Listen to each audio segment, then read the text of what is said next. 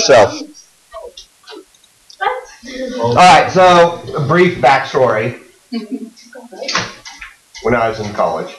You took this picture? No.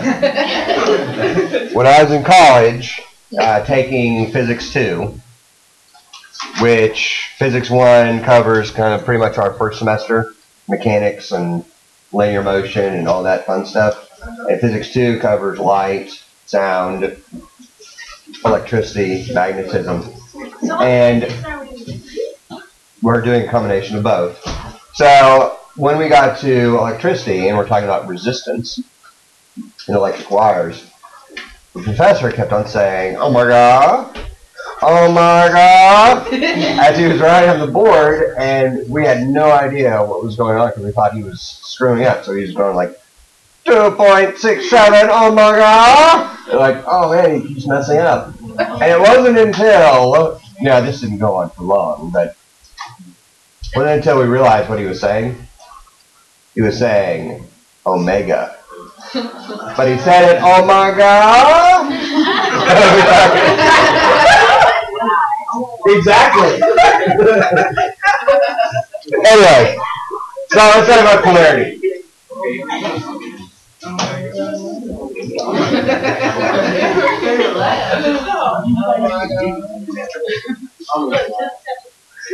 So when we talk about polarity, we're talking about, in this case, we're talking about magnets that have a north and a south pole, right? Well, if you put a magnet, or if you try to put the south pole to the south pole of a magnet, what's going to happen? They're going to repel each other. They're going to repel each other. That's right. Each other. Of course. Same as if we go north to north, what happens? They stick. Oh, just kidding. They repel. They also repel. So what do we say? What is our saying for this? Opposites attract. Okay, in this case, likes repel. So Victor getting ahead of us, if we were to take a north and a south pole of a magnet and put them together, what's going to happen, Victor? You just said it. Opposites attract, right, Victor? And they will come together. But I don't understand why does magnet do that? Like whenever take two magnets and they'll push away from each other. Yeah, because those are like poles. What? They have, that's a north end and a north end, or a south end and south end, repelling each other. If you want to get down to the basics of it, it's because of the way that electrons are organized in the atoms. But we won't go any deeper than that. Okay, so opposites attract. Well, the same concept of likes repel and opposites attract is going to be used with electricity.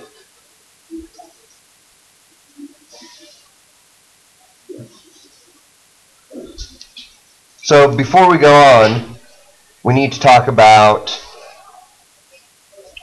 the discovery of the most essential particle when we're dealing with electricity. So when scientists were doing experiments trying to figure out what the base particles are of all matter, okay? We're talking about, they knew that there were atoms, okay, and these atoms, different atoms were composed differently, and that different composition determined what type of element they are, your elements on the periodic table. But they're still trying to figure out if those atoms were composed of what type of particles. Right? So, this famous cathode ray tube experiment. Anyone know where you can find a cathode ray tube? On the flood. The local Walgreens. In a CRT, cathode ray tube television. Okay, that's why they're called CRT monitors and televisions instead of LCD or LED. Wait, so what is that like? Does that help project an image? Yes. So this is what produces the electricity which produces your image. Okay? This is kind of like the light bulb inside the TV. Right? So if you take this out and you hook it up to electricity, what happens is these particles, these charged particles, get fired through the tube. Okay? Now this tube is filled with an inert gas, which means what? What's an inert gas mean? Gas that does not react. Anyone know an example of an inert gas? Talk about this a lot next year. Vapor. Water vapor. Water vapor? No. The signs that light up. What are those signs? Neon. Neon. Neon is an inert gas. Helium, argon, xenon, all of those are inert gases. If you look on the periodic table on the far right side, you have the noble gases. Those are our inert gases.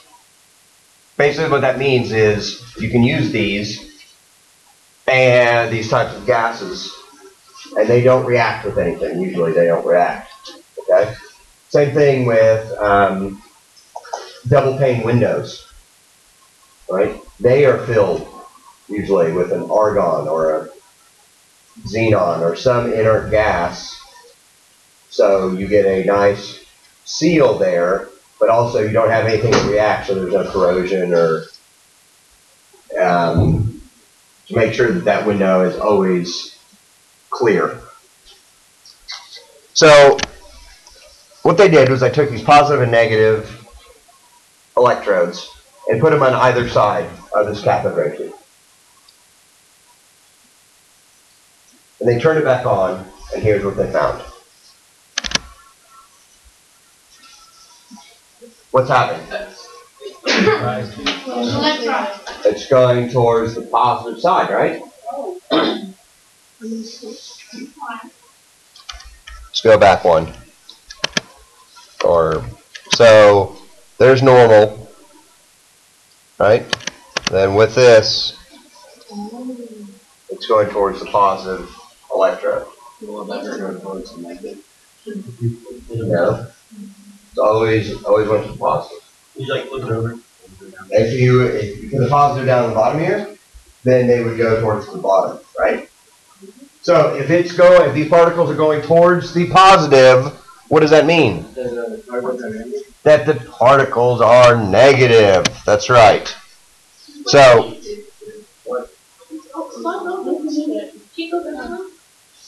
go back one.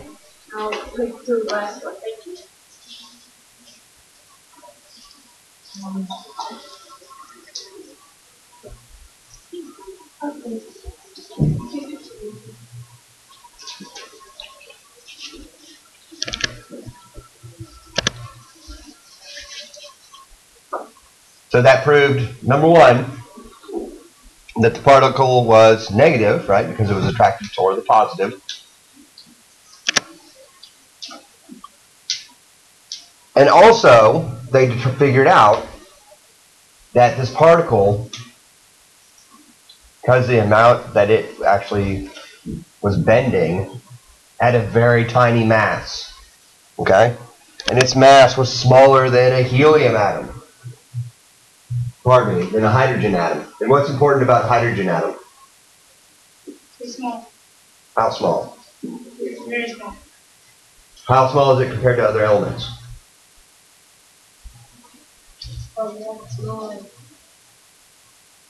Where is, do you guys know where hydrogen is on the periodic table? Number one. It's number one. So how small is it? It's the smallest. It is the smallest. Okay? So this particle is smaller than the smallest element. That means that it is one of the particles that make up an atom. Okay? So if it's smaller than an atom, then we know that it's one of the particles that make up an atom. But how do they see it? They didn't actually see the particle, they saw the result of where the particle hit. Okay, they saw the signature of where it went. They actually didn't see the particle itself.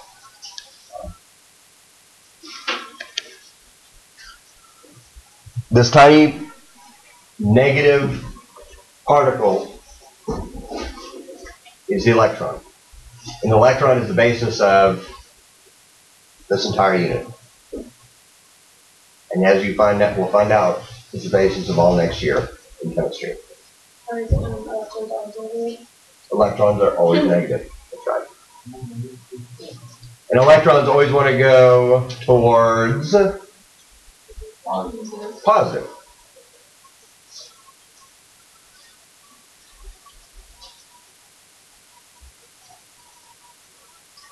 And that concept, that electrons always want to go towards positive, is how we harness electricity.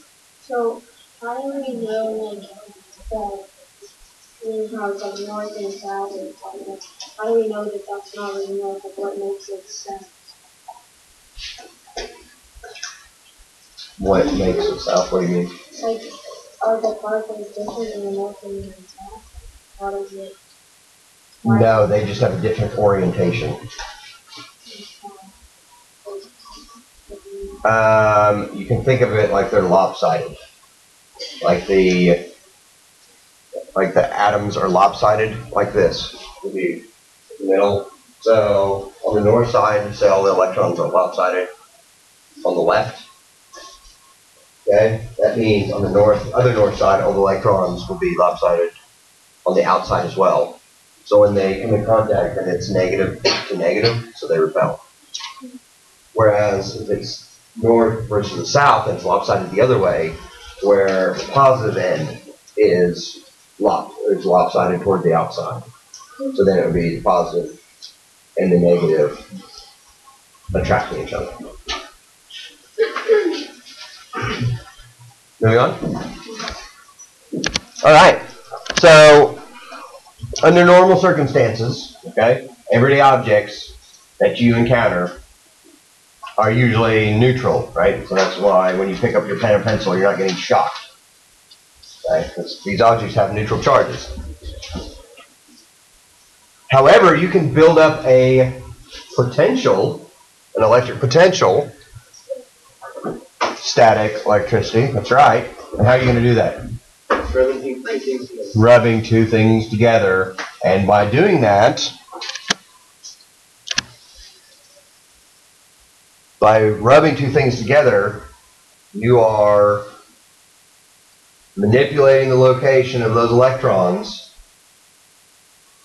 and making the charge differential, or making a charge differential. So you're basically pulling electrons off of one substance onto another and building an overall negative charge. So if you have socks on carpet, and you go around and slide around on the carpet, you are pulling electrons off the carpet and charging your body with electrons, right? Now these electrons, they want to leave because there's too many electrons building up. So whenever you touch someone who has less electrons, right, those electrons discharge. Okay, that's static electricity. Well, on a much larger scale, it's the same thing with lightning. Like all these electrons build up in the atmosphere, and they have to go somewhere, and the easiest place to discharge is Earth.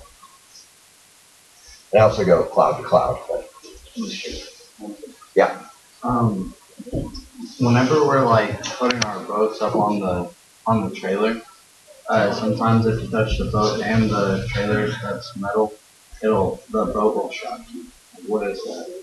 So when you put it up on the trailer, you know how they have on the side, they have the felt, or the almost like carpet. No, it's rubber. Well, even the same thing. Okay, so it's rubber. So as that fiberglass boat, or even metal, is it fiberglass? Yeah. Yeah, rub against that rubber. It's the same concept as if you take a balloon and rub against your head. You are creating a potential there, by pulling off electrons and causing a electric potential voltage. And so now you have a bunch of electrons hanging out in the boat that want to be discharged, and you happen to be standing there, you touch it, and those electrons discharge and get shocked. Why would it have a balloon in the head here, but not like a rubber tooth on my arm? Well, it's all about the substance, so that rubber is actually better suited at pulling off those electrons and creating that differential. Yeah? So is that why, like, when you ride down the slide at the house or whatever? Is that why it shocks you? Yes. Yeah, that's why I Alright, so let's talk about our electric potential. Now, just like when we were talking about potential energy last semester, same thing happens with, or the same concept applies with electricity. So, in order to have electricity available, say this is a battery, okay? A rechargeable battery. In order for that battery to be used, you first have to put electricity in the battery, okay? So you have to put energy in the battery. And that's on the left here. So this is putting energy in.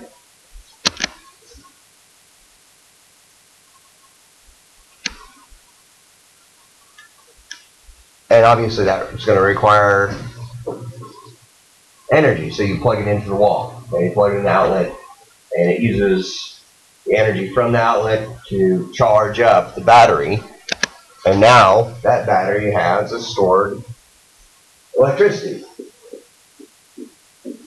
And it is ready to use. Say it's your cell phone.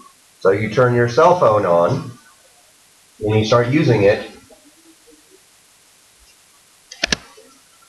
and that is going to be releasing the energy. That's this downward path here. Now, once you get to the very bottom, what do you have to do again? Recharge it, right? So you use all the energy, and then you need to recharge the battery by putting energy in, and it goes in that cycle over and over again.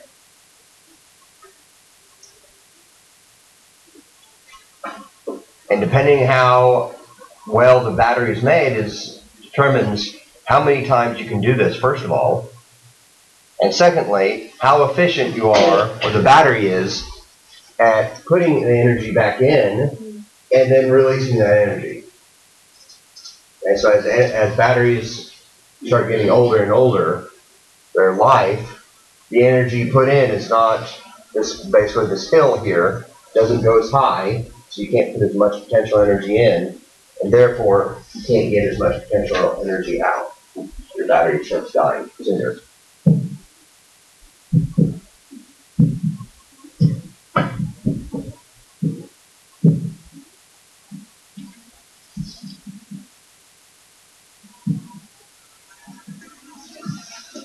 Okay, questions on that?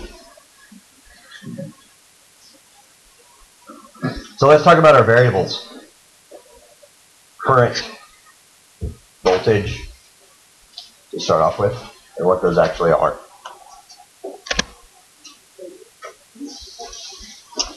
So, we have this generator. Okay, it's a gas-powered generator. And all a gas-powered generator does is it uses the fuel, whether it's diesel or unleaded, to turn a motor.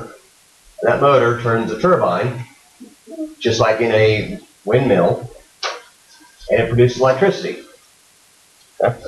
Well, the pressure, and remember, it's everything from now on when we talk about electricity is just talking about the individual electrons. So the pressure at which the electrons are pushed through the wire is going to be called the voltage. That's measured in volts. The symbol for volts is a V. So we have two different things. We have pressure, which is measured in voltage, and then we have the actual number of electrons, which is the current. Okay? The voltage is the pressure. And when we look at our blow up of our line here, you can see our electrons traveling through. So there's pressure, there's voltage, and then actually how many electrons per second. So it is a function of time. So how many electrons per second is the current. Symbol for current is a capital I, which makes perfect sense, right?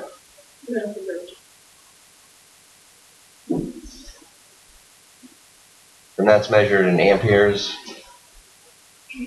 also known as amps.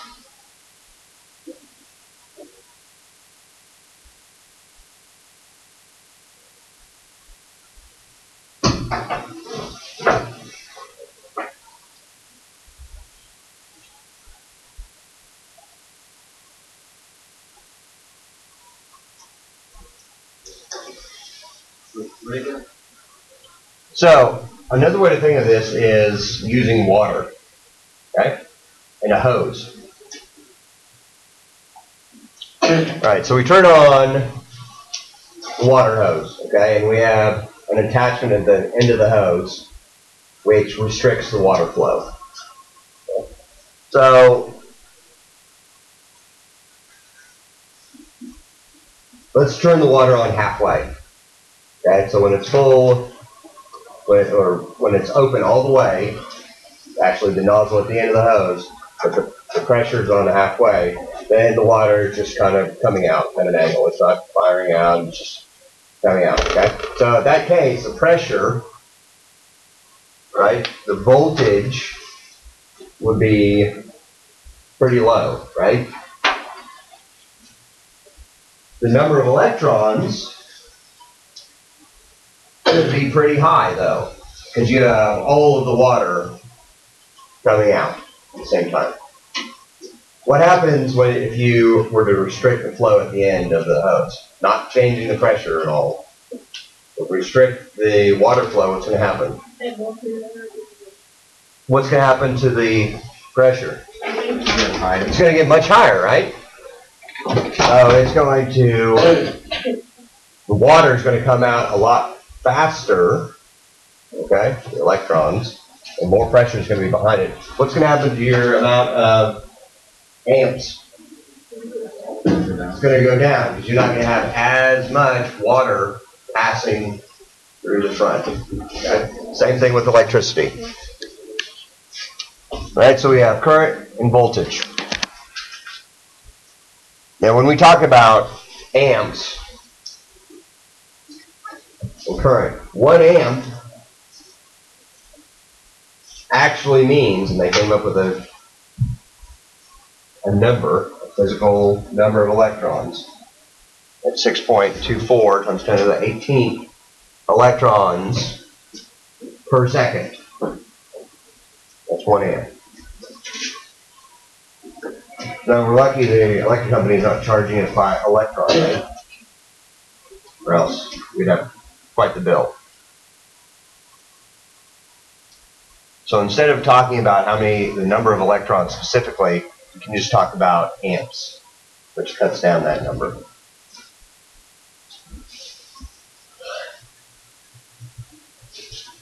Now, of course, there has to be an equation. Before we get to that, let's talk about the United States has a specific infrastructure, okay? Electricity infrastructure, which means each outlet is how many volts? Anyone know? 8. That would be my system at home with the batteries, right? That's 12 volts. But standard US outlet,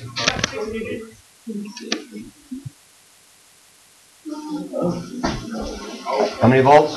120 volts. Okay? So standard US outlet, 120. So if I do not give you the voltage, then you can assume that it's 120.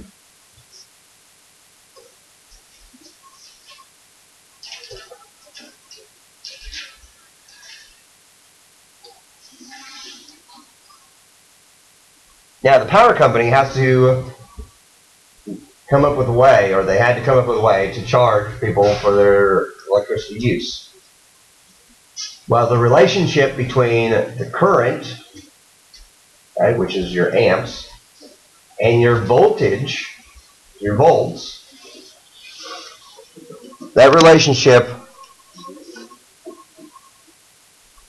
will give you how much electricity is used, which is watts. How many watts? Yes.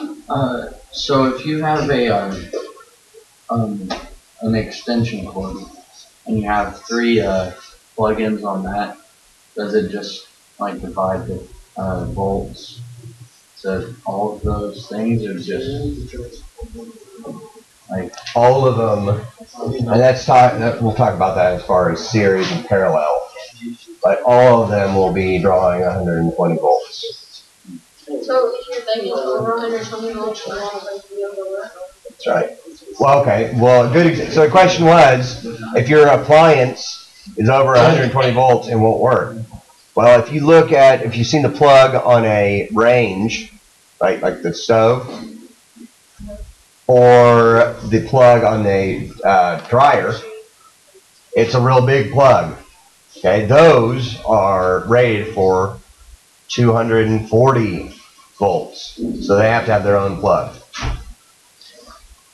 What about like if you have like your phone charger, or like I don't know, like something that like is connected to the wall but it isn't on, like an Xbox or like a phone charger or something like that. Yeah, all those are still trickling. So like they're still getting energy. Well, where does the energy go? Is it just like It goes to the capacitor on the motherboard. That's just trickling energy in. Same thing with solar panels and wind turbines.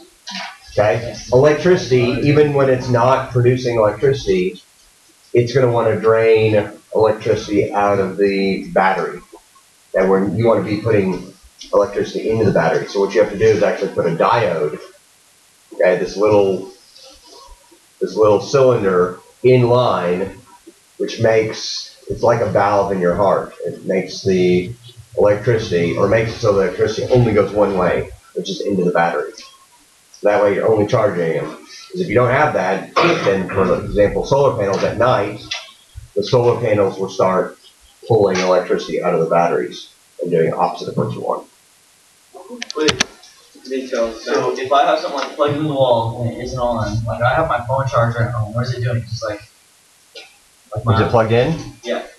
Yeah, it is trickling energy. Like it's taking energy out of the Yes. thing. Not the full, whatever, probably 12 volts is what it's using to charge a battery. It's not using all of that. Especially, even if it has a little LED on it, I mean, that's using electricity as well. Wait, so Like on your Xbox, there's that LED light on there, right? Yeah. Sucking electricity. but it's not on. Still using electricity. So that's just money going to waste. Wasted money. So is there any way to like? So if we like, Okay, so yeah, that's what I'm saying. That's like well, you can get switches, which are like $6 or so, that are, I think they're called green switches. And basically what it does is you plug in your power strip, because another thing is you can just unplug the power strip, right? But you can plug in the power strip into these green plugs, when they're green for, like going green, and that just has a switch on it. When you turn that off, then it makes sure no electricity goes out. they have no like shapes that have the plug into the wall. They have no like so much more. They have to switch them. Well, yeah, that's the power, but even those power strips, They have nothing to switch. even that switch though, when you turn it on, it can pull electricity. So, yeah, I know. And then, just think about the microwave. How often do you guys use your microwave? Every once in a while, but that light on that microwave is always on, right? It's always sucking electricity. Yeah. Whenever you use it, yeah. Outlet and then the power strip. All right, guys, we gotta get through this. So another way to look at this. Oh wait, before we move on, what was the other variable we used with watts? Milliwatt. No, it was What was that other variable? Oh. Last semester. Oh. Watts. Watts the unit. Joules? Power. Power. So that makes sense, right? The power of some electric appliance is equal to the amps times the volts, okay? The pressure, the electrons are coming out times the number of electrons there are. So here's our equation. P equals IV. PIV.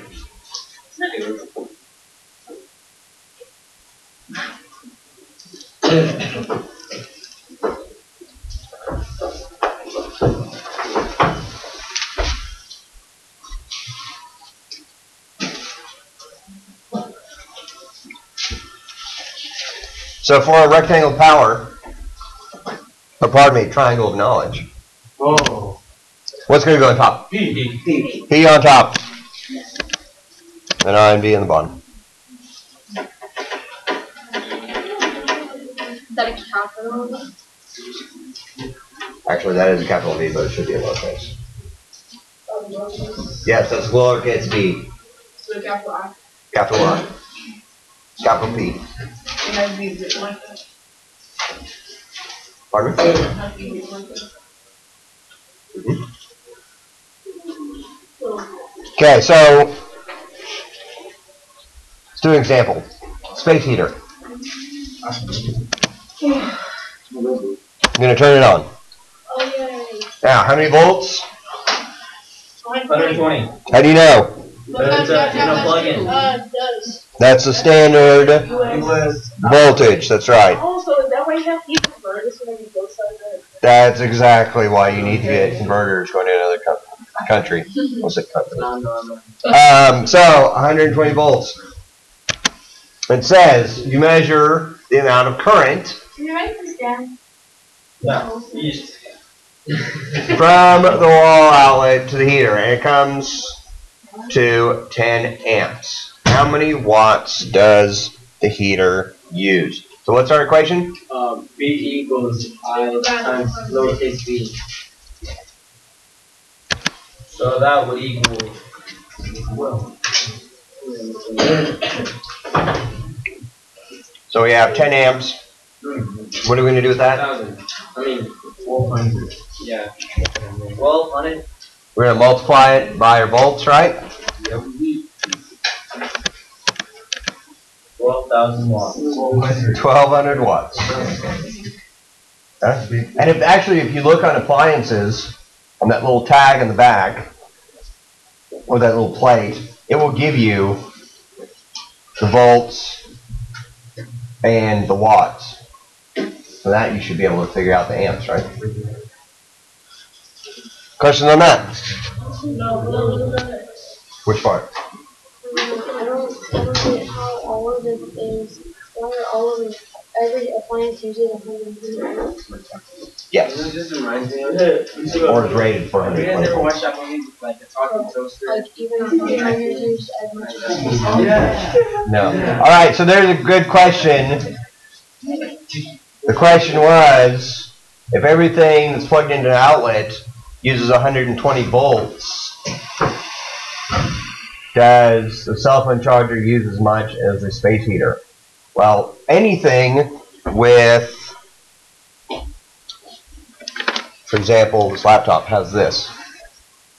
Okay, this little box. Anything that has a plug that's not just a standard, right? This is a standard plug, but if it has a box on that plug, right, like your cell phone charger, then what's happening is it is converting that 120 volts down to like 12 volts, so it will charge the battery. Okay, so not everything that you plug into the outlet uses 120 volts. They're going by itself. Wait, how much? Yeah, why is it doing it? Get shot. Oh, it was hitting the mouse, that's why. Let's talk about light bulbs. Since you already saw that. To put in a new light bulb in my room. Do you lick your finger first? Yes. Stick it in the. Good, good. Don't do that all the way. Yeah, I'm gonna do that.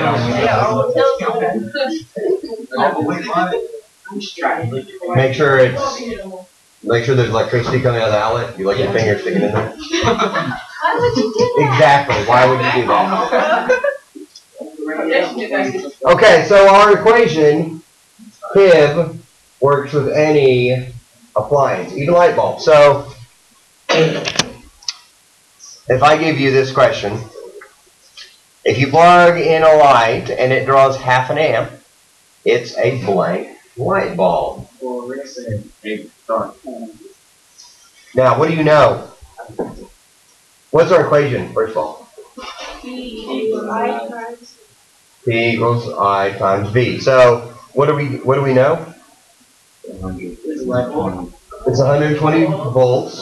Okay, so we know our V. What else do we know? It's half of that. It's 60 watts. So you have to figure out what the 60 watts in the project. 60 watts. Okay, so we know that we have 0.5 amps and 120 volts.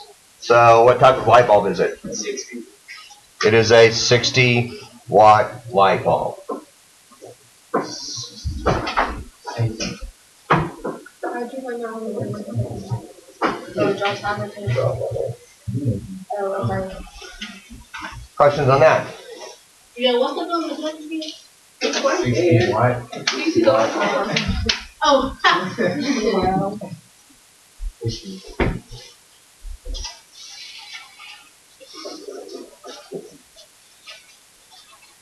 Wait, I don't really understand how a light bulb works. All right. So, when we talk about this, the freeway,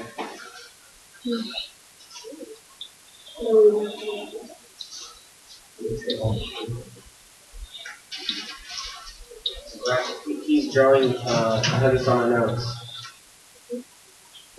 That feels raising. okay, so this is say this is a freeway with cars. And only one car can go in at a time.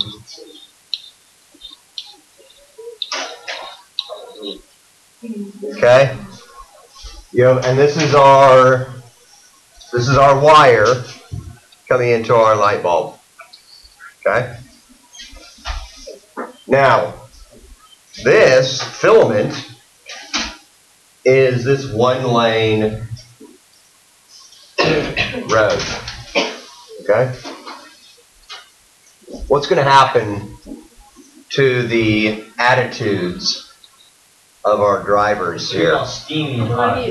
They're going to get real mad, Real hot. real hot. Okay? Coming in hot. Coming in hot indeed. 60 watt hot. Coming in here at 60. So you take all of this electricity, and this is obviously an analogy, but you take all this electricity, all these electrons, and all of a sudden they go from this nice fat wire to a tiny, tiny wire, this filament, and it produces a whole crap load of resistance. Okay, that's your oh my god. Right? Now, the result of that is number one, it gets really hot. Okay, this filament gets super, super hot. What else is a product? Electricity is converted to heat and light. Because this wire gets super, super hot, it gives off light as well. Okay, that's why over time, this tungsten filament, usually it's tungsten, the electricity goes through it. Whenever the light's on, you turn it off, on and off. Usually when they blow, it's whenever you turn it on, right? Because what's happening is it's super heated and it can't take the stress anymore, so the filament breaks, and that breaks the chain of your light bulb. So coming out, we have heat, and light. Yes. So there's that light bulb in like that fire station where it's been off for like 90 years. That's a really good light bulb, huh?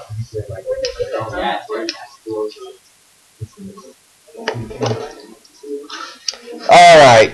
Let's do light bulb number 2. Oh, the light bulb's That's done. It did turn on. Okay, here's the problem. If you plug in a 30-watt light bulb and it draws 0.25 amps, how many volts is the outlet? I know this one. I know this one was right. Good. It's your secret? Wait, but you get 100 and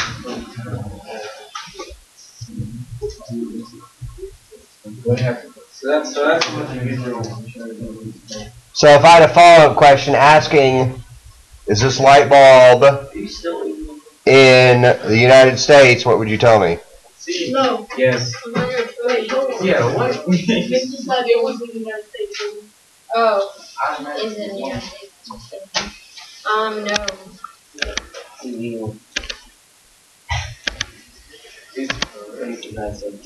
No. So if we put this in our triangle, what are we doing? Dividing 30 by 1.5. 30 divided by 0.25, and what do we get? 120. 120. So yes, in the United States, or possibly could be. Questions on that? All right, so when we're talking about this electricity has to have a path, okay? So the electricity can flow, because obviously if there's not a path, then the electrons won't be able to get from the negative to the positive end. So they need a conductor, usually copper wire, right? Which will transport them from one polarity to the other. And those paths are called circuits.